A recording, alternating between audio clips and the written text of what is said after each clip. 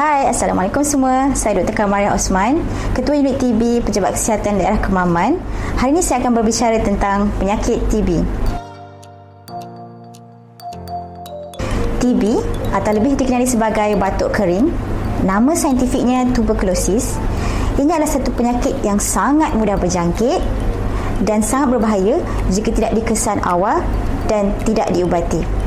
Penyakit TB ini disebabkan oleh sejenis kuman bakteria yang dikenali sebagai Mycobacterium tuberculosis. Ia boleh menyerang pelbagai organ, terutamanya organ paru-paru. Kat sini saya nak kongsilah satu kes TB yang mana menyerang seorang bayi berusia umur sebulan. Dijangkiti daripada neneknya dan bayi ini tidak menerima sebarang suntikan imunisasi BCG. Apa yang saya nak katakan di sini bahawa penyakit TB ini tidak mengira usia, malah boleh menyerang bayi seawal umur sebulan yang mana boleh terdedah dengan pelbagai jangkitan penyakit.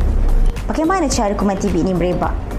TB merebak melalui udara apabila seseorang pesakit TB itu bercakap, batuk, bersin ataupun menyanyi.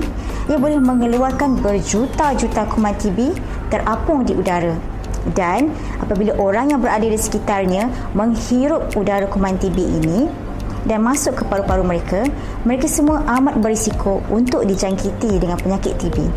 Seorang pesakit TB boleh menjangkiti 10 orang yang lain. Apakah tanda-tanda dan gejala penyakit TB ini? Pertama, batuk berpanjangan melebihi 2 minggu atau batuk berdarah.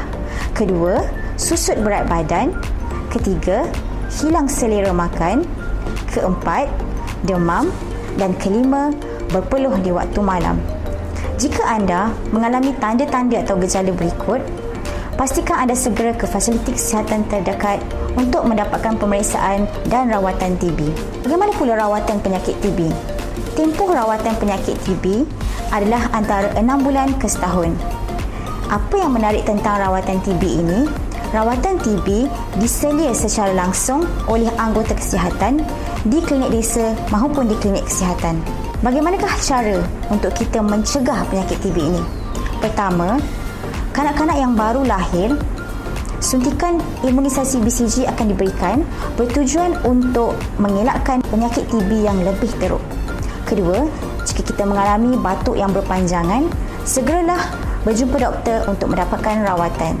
Ketiga, amalkan etika batuk yang betul, gunakan pelitup muka dan gunakan tisu dan segera dibuang selepas digunakan. Keempat, pastikan pengudaraan dan pencahayaan yang baik di tempat tinggal maupun di tempat kerja. Pengesanan awal penyakit TB ini dapat mencegah daripada komplikasi TB yang lebih teruk dan dapat mengelakkan kematian. Cegah sebelum terlambat. TB boleh disembuhkan. Melabur untuk hentikan TB, selamatkan nyawa anda.